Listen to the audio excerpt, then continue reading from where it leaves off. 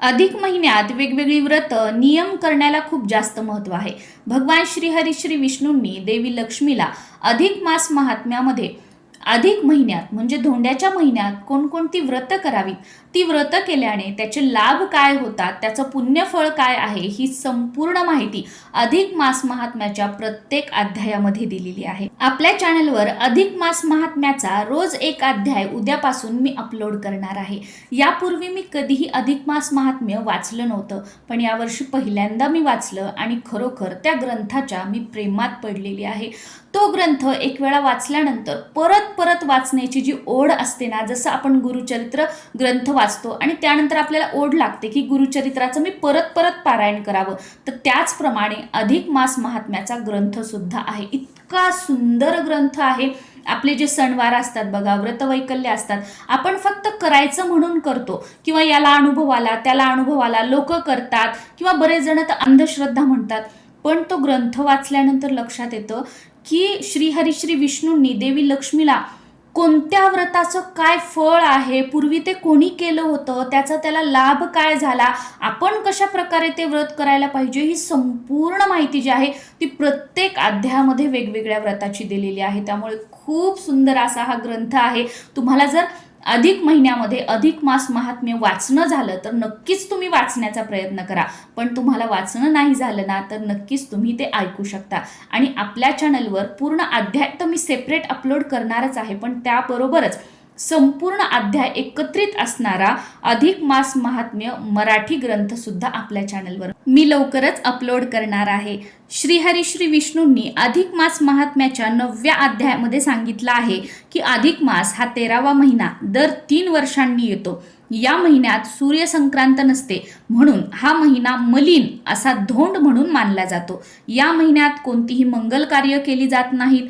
तथापि या महिन्याचा स्वामी जो गोलोकवासी मुरलीधर पुरुषोत्तम यांची पूजा केल्याने आणि स्नान दान व्रत नियम पाळल्याने मनुष्याला मुक्ती मिळते व त्याचे इच्छित मनोरथ पूर्ण होते. अधिक मासात कोणकोणती व्रत करावीत जी अधिक मास महात्म्यामध्ये दिलेली आहेत आणि साक्षात भगवान विष्णूंनी करण्यास सांगितलेली आहेत, ती माहिती असणारा व्हिडिओ लवकरच मी तुमच्यासोबत शेअर करेल. पण या व्हिडिओमध्ये मी तुमच्यासोबत अधिक मासात सर्वात जास्त केलं जाणारं आणि लोकप्रिय असणारं व्रत म्हणजे गोपद्म व्रत कसं करावं, त्याची सुरुवात कधी करावी, त्या व्रताचं उद्यापन कधी करायचं आहे, उद्यापन कसं करायचं आहे, आणि हो, गोपद्म व्रताचं उद्यापन करण्याची ज्यांच्या लग्नाला 5 वर्ष पूर्ण झालेली आहेत त्यांनी उद्यापन करण्याची पद्धत वेगळी आहे, आणि ज्यांच्या लग्नाला 5 वर्ष झालेली नाहीयेत आणि तुम्ही गोपद्म व्रत करण्याचा विचार करणार असाल तर त्यांनी या व्रताचं उद्यापन करण्याची पद्धत ही पूर्णपणे वेगळी आहे.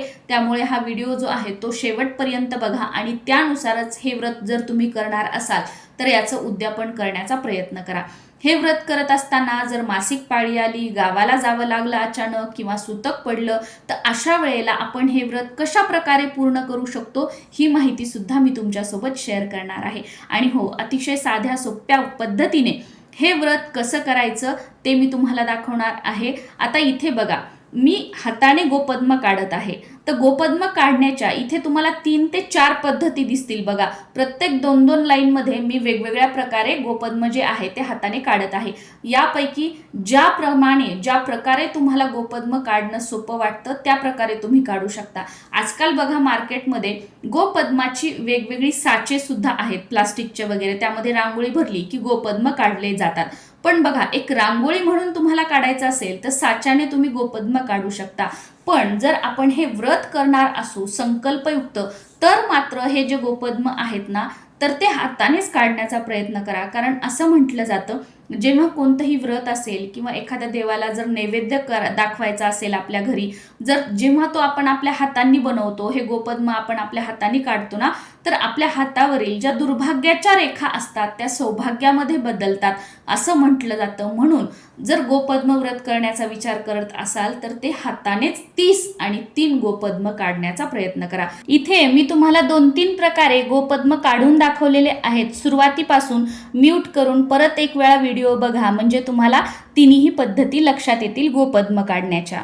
नमस्कार मंडळी, मी प्रांजली. यंदा धोंड्याचा महिना हा 17 मे 2026 वार रविवारी सुरू होत आहे आणि 15 जून 2026 वार सोमवारी संपत आहे. भगवान श्रीकृष्ण यांनी त्यांची बहीण सुभद्रा हिला हे व्रत करण्यासाठी सांगितले होते. एक सलग 5 वर्ष तुम्ही हे व्रत करू शकता किंवा आयुष्यभर सुद्धा हे गोपद्म व्रत तुम्ही करू शकता. ज्या दिवशी आपण या व्रताची सुरुवात करणार आहोत त्या दिवशी आपल्याला संकल्प करायचा आहे आणि संकल्पामध्ये आवर्जून हा उल्लेख करायचा की माझ्या कुटुंबाच्या संरक्षणासाठी, अखंड सौभाग्यासाठी व घरात सुख समृद्धी भरभराट राहावी यासाठी धोंड्याच्या महिन्यामध्ये 30 आणि 3 दिवस म्हणजे 33 दिवस मी हे व्रत करणार आहे. रोज सकाळी स्नान झाल्यानंतर जेव्हा आपण देवपूजा करतो तर देवपूजा झाल्यानंतर देवघरासमोर एखादा पाट ठेवायचा प्लेन किंवा अशी एखादी फरशी घ्यायची बघा. ती फरशी पुसून घ्यायची आणि त्यावर 30 आणि 3 गोपद्म हाताने काढायचे आहेत. तुम्हाला जर हाताने शक्यच नसेल तर तुम्ही साच्याने काढले तरी सुद्धा चालू शकतं. हे 33 गोपद्म काढून झाल्यानंतर यावर हळद कुंकू अर्पण करायचं आणि तुपाच्या निरांजनाने या गोपद्मांना आपल्याला ओवाळायचं आहे. याचप्रमाणे दररोज आपल्याला गोपद्म काढायचे आहेत. आता आज हे गोपद्म काढले तर उद्या देवपूजा करताना काय करायचं, ही रांगोळी जी आहे ती भरून घ्यायची. ही फरशी किंवा तो पाट ओल्या कपड्याने पुसून घ्यायचा आणि परत नव्याने त्यावरच आपल्याला गोपद्म जी आहेत ती काढायची आहेत. तुम्हाला जर हवं असेल तर तुम्ही तुळशीसमोर सुद्धा हे गोपद्म व्रत करू शकता किंवा बरेच जण बघा मुख्य प्रवेशद्वारासमोर जिथे आपण रांगोळी काढतो तर तिथे सुद्धा ही गोपद्म काढतात आणि तिथे सुद्धा पूजन करतात. तुमच्याकडे तसं करत असतील तर तुम्ही तसंही करू शकता. आमच्याकडे मात्र देवघरासमोरच हे व्रत केलं जातं. हे गोपद्म काढताना तुम्ही ओम नमो भगवते वासुदेवाय हा मंत्र म्हणू शकता किंवा भगवान श्रीहरी श्री विष्णूंचा, कृष्णाचा जो कोणता मंत्र तुम्हाला म्हणता येतो किंवा म्हणायला आवडतो तो मंत्र तुम्ही म्हटला तर अतिशय उत्तम आहे. निरांजन ओवाळून झाल्यानंतर नमस्कार करायचा आणि मग आपण आपलं हे आसन सोडू शकतो. बरेच जण हे गोपद्म काढल्यानंतर याला साखरेचा किंवा काही गोडाचा नैवेद्य सुद्धा दाखवतात. तुम्हाला दाखवायचा असेल तर तुम्ही दाखवू शकता, आम्ही मात्र दाखवत नाही. आणि हो, खास करून तुम्ही जर हे व्रत तुळशीसमोर करणार असाल तर तिथे मात्र रांगोळीऐवजी जे तांदळाचं पीठ असतं त्याने गोपद्म काढण्याचा प्रयत्न करा. कारण तांदूळाचं पीठ मुंग्या, मुंगळे बाहेर तुळशीजवळ जे असतात मातीमध्ये ते खातात आणि या अन्नदानाचे तुम्ही विचारही करू शकणार नाही. एवढे चांगले लाभ, एवढे छान अनुभव तुम्हाला अनुभवायला मिळतील. हे व्रत करत असताना मासिक पाळी आली, तुम्ही कुठे गावाला गेला तर अशा वेळेला हे व्रत कसं करायचं हा बऱ्याच जणांचा प्रश्न असतो. तर अशा वेळेला आपल्या घरातील जी इतर मंडळी असतात त्यांनी हे गोपद्म काढलं, त्यांचं पूजन केलं तर ते चालतं. ते 33 दिवसांमध्ये तुम्ही पकडू सुद्धा शकता. पण समजा तुम्हाला मासिक पाळी आली, तुम्ही गावाला गेले आणि हे गोपद्म काढणारं घरी दुसरं कोणी नसेलच तर अशा वेळेला तेवढे दिवस गॅप ठेवायचा आणि आपल्या घरी आल्यानंतर किंवा मासिक पाळी झाल्यानंतर जिथे स्टॉप झालं होतं ज्या दिवसाला हे व्रत तिथून पुढे कंटिन्यू आपल्याला हे व्रत करायचं आणि 33 दिवसात ते पूर्ण करायचं. आणि 33वा ज्या दिवशी आपला दिवस असेल त्या दिवशी या व्रताचं उद्यापन जे आहे ते आपल्याला करायचं आहे. अधिक मासामध्ये जर एकही दिवस तुमचा गॅप नाही पडला, काही अडचण नाही आली तर 18 जून 2026 रोजी 33 दिवस या व्रताचे आपले पूर्ण होतात आणि त्या दिवशी या व्रताचं आपल्याला उद्यापन करायचं आहे. आणि समजा काही अडचणींमुळे हे व्रत पुढे वाढलं तुमचं तर कोणत्याही गुरुवारी किंवा कोणत्याही पौर्णिमेला किंवा कोणताही एखादा शुभ दिवस बघून तुम्ही या व्रताचं उद्यापन जे आहे ते करू शकता. या व्रताचं उद्यापन करणं खूप सोपं आहे. आता ज्यांच्या लग्नाला 5 वर्ष पूर्ण झालेली आहेत त्यांनी याचं उद्यापन कसं करायचं ते बघूया. उद्यापनाच्या दिवशी जसं तुम्ही रोज गोपद्म काढलं, त्याचं पूजन केलं त्याप्रमाणे पूजन करायचं आहे. एखादी सवाष्णी महिला बोलवायची, तिचा मान सन्मान करायचा, तिला जेवू खाऊ घालायचं किंवा खीर वगैरे खायला देऊ शकता. त्या महिलेची ओटी भरायची. ओटीमध्ये आवर्जून 10 रुपये, 500 रुपये, 100 रुपये जे काही तुम्हाला पैसे ठेवायचे असतील ते ठेवायचे. आणि 33 दिवस आपण हे व्रत केलं होतं आणि अधिक मासामध्ये 33 या पटीमध्ये दान करण्याला खूप जास्त महत्त्व आहे. 33 या अंकाला खूप जास्त महत्त्व आहे. म्हणून कोणतीही सौभाग्याची एखादी वस्तू तुम्ही 33 अशी देऊ शकता किंवा 1-1 रुपयाचे 33 नाणे घ्यायचे ते द्यायचे किंवा 5-5 रुपयाचे घेऊ शकता किंवा 10-10 रुपयाच्या 33 नोटा घेऊ शकता, त्या तुम्ही त्यांना देऊ शकता. किंवा टिकल्याचं पॉकेट असेल किंवा अजून कोणत्या काही वस्तू असतील, निरांजन असेल किंवा काहीही तुम्ही 33 बत्ताशे देऊ शकता, 33 खारका देऊ शकता, 33 अनारसे देऊ शकता.